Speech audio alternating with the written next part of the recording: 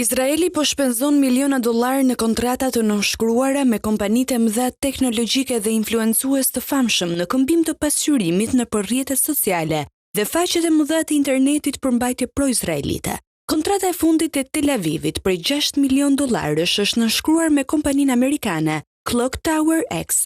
Synimi është prodhimi i përmbajtjeve të optimizuara nga inteligjenca artificiale që shënjestrojnë brizat e rinj nëpër platforma si TikTok, Instagram dhe YouTube. Marrëveshja synon të ndikojë edhe tek sistemet e inteligjencës artificiale, përfshirë këtu ChatGPT, në gjenerimin e informacioneve që kërkojnë për Izraelin, vetëm në disa faqe të caktuara, ku politikat e Tel Avivit ndaj palestinezëve konsiderojnë të drejta dhe jo gjenocid.